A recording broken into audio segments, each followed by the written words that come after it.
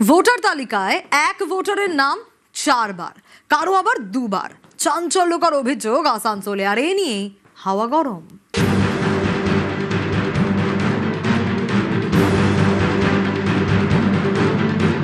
এই দেখুন ভোটার তালিকা, রবি চৌধুরী এক নামে 4 জন। 4 জনের নাম রবি চৌধুরী, তাদের বয়স এক, 4 জনের বাবার নামও এক, 4 জনের ঠিকানাও এক, সিরিয়াল নাম্বার এপিক নাম্বার আলাদা আলাদা। 4 জন রবি চৌধুরী, 2 রবির এক ছবি, আরো 2 রবির এক ছবি। এবার দেখুন আয়ুষ কুমার সিংহ নামের আরো এক ভোটার, এই ভোটারের নাম তালিকায় 2 বার, এখানেও সব এক, শুধু সিরিয়াল নাম্বার ও এপিক নাম্বার আলাদা আলাদা। তাহলে কি আসানসোলে ভুয়ো ভোটার? পশ্চিম বর্ধমানের আসানসোলের ধ্রুবডাঙ্গা, এখানকার 171 নম্বর বুথেই ভুয়ো ভোটারের অভিযোগ।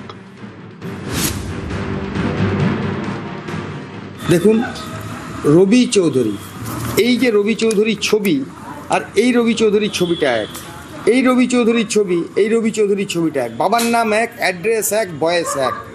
তাহলে এটা কি পরিকল্পিত নয় ভোটটা চুরি করার জন্য?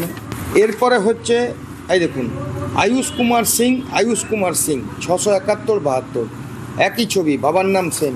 এরপরেও বলবে কোনো মুখ আছে কথা বলার নির্বাচন কমিশনারের?